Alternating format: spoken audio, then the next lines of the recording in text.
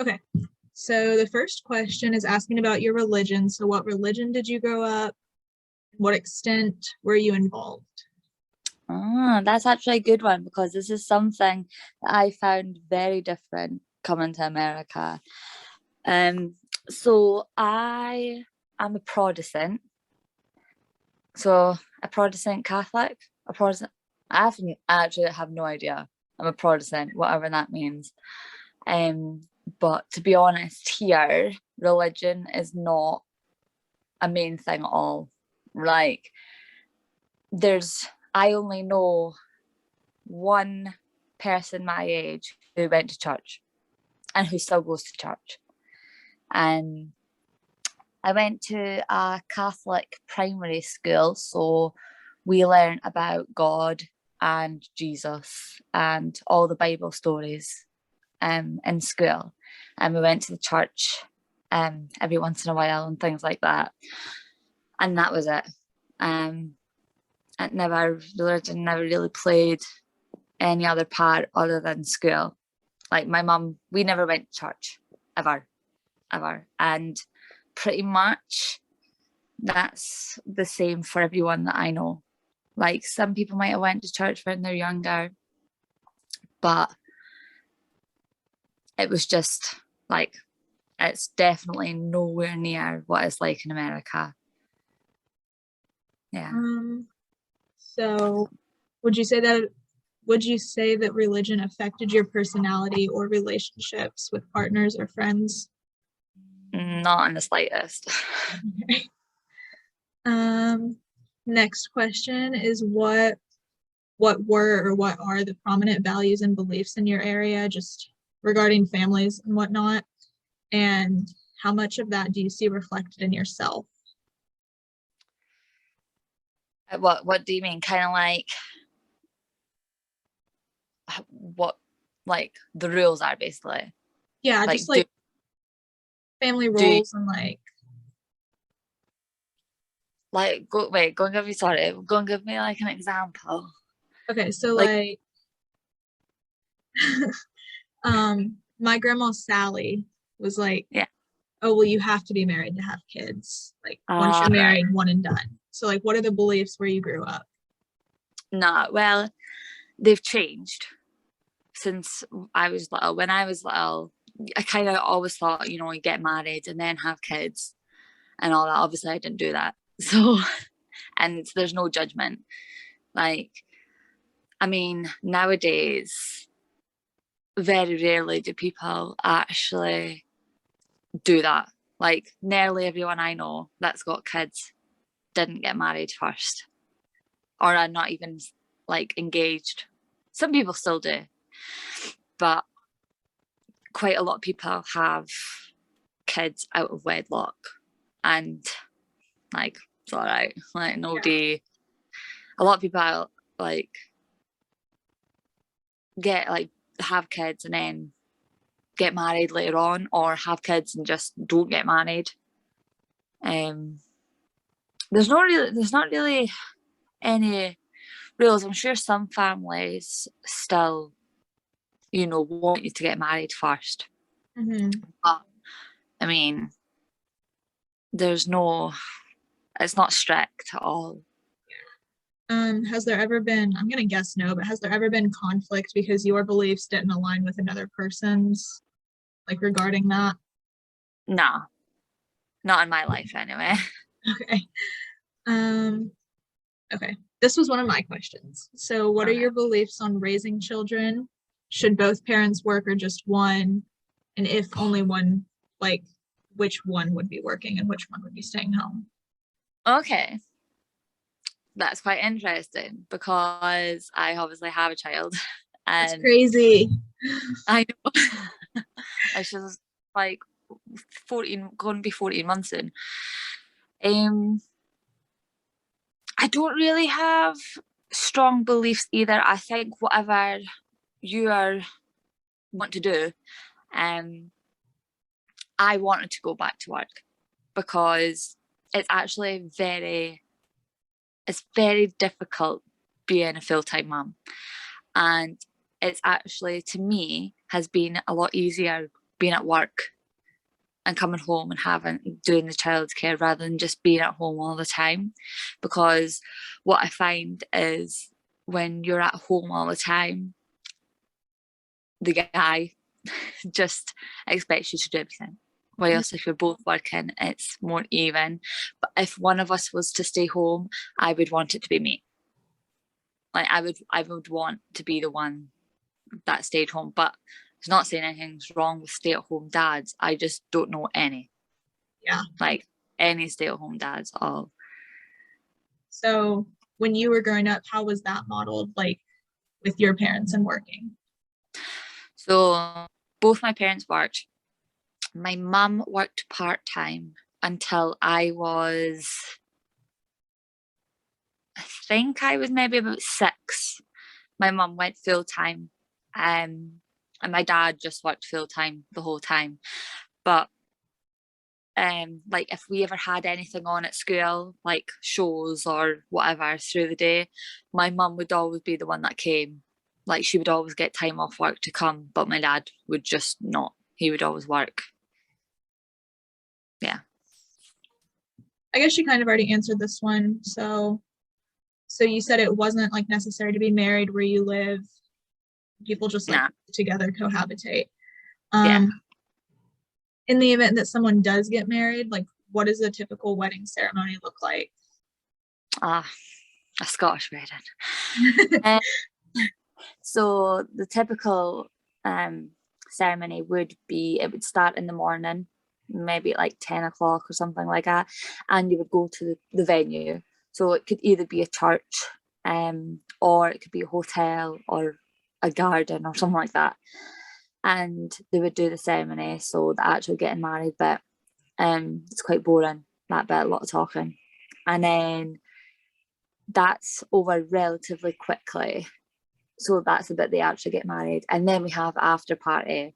So that's where you go back to their place of venue. Usually it's a hotel or like, a castle. They do a lot of castles. So like castle, hotel, wherever. And then we all have a big meal. And then we have the party. So we have a ceilidh, which is where we do like the Scottish country dancing. Will always be part of a Scottish wedding. So we'll do Scottish country dancing, and everybody will be very, very, very drunk. Very drunk. And then we'll just like dance, sing, whatever until it's over at like 1 o'clock in the morning. And that's typically it. Are there stereotypical gender roles? And if so, what are they? Yeah. I mean, even in my house, taking the bins out, guy's job. I'm not saying it's the same in every house, but just in my house, things like any heavy lifting, I would generally leave it to him. Building things, although I could do it, I'd probably leave it to him. I always do the laundry. We both share scissor. We both share the dishes. If Sophia wakes up through the night or needs comfort, it would be for me. If she wants a bit of fun, she'll go to him. Driving, we could both drive, but if we were going someplace together, he would always drive. Buying presents for family would be me. Cutting the grass would be him. Can't think what else, but yeah, there is like. So I mean, pretty similar to America. Yeah, probably very similar.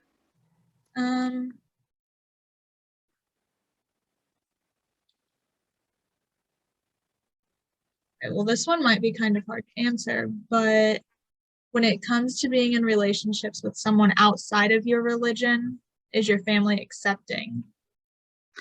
Yeah, as long as as long as the person treated me with respect and like made me happy, like I could bring home anyone. Like, because obviously my sister for a while was gay. She's not anymore. She's got a kid of her own and all that, and she's with a man. But for a few years, she had a girlfriend, and like we don't like really bat an eyelid at it at all. Yeah, people here for relationships, as long as nobody cares. Like you could be with a guy, a girl, any different religion. If I've never heard anybody really care.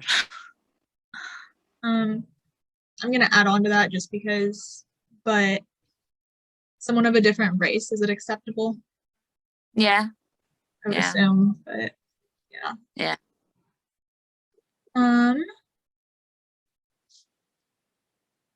You already answered that one. What is the definition of success where you grew up, and how does that affect family dynamics? So probably, um, probably if you own by a certain age, if you own your own house, are in a relationship, have a good job, and have kids, you're probably considered successful. However, you could do all those things, but if it's like, if you're maybe living, how do I say this without sounding judgy? Like you can have like there's people who might have like quite a lot of kids when they can't quite afford them. So where they live is not very nice. And so maybe not there, but like as long as you have like a good job and all that, you're probably considered quite successful. Okay. When it comes to abstinence before marriage, how do you feel about it and why? I personally wouldn't do it because I just think it's such a big part of a relationship that going in and being in a legal binding contract without knowing anything like that of the other person would be terrifying, in my opinion. But like I know people do it, and I know that's what was practiced for a lot of years. But I would find it. I wouldn't be able to do it.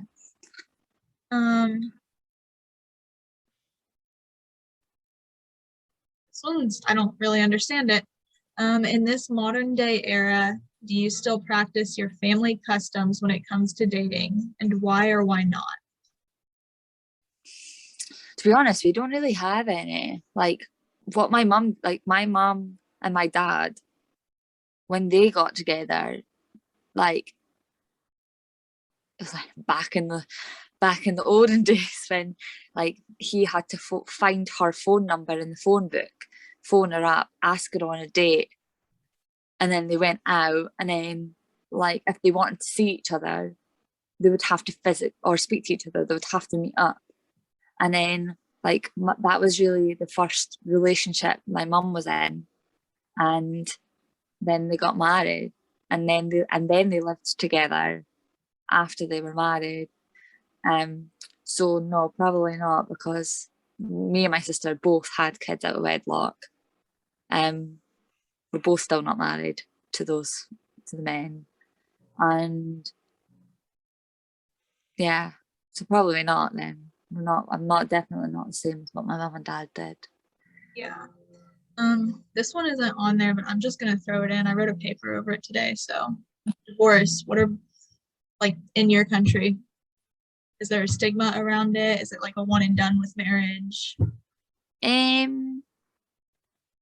There probably is still a little bit of a stigma, but only I would say it was more towards the female. Like if you had a family and you were a single mom, I think there's more stigma about being a single mom than there is about being a single dad. Because I think a single mom's kind of like, oh, you're single mom, like, oh, what a shame. But then dads kind of like, oh, good for you for sticking around though, well done, you know. Yeah.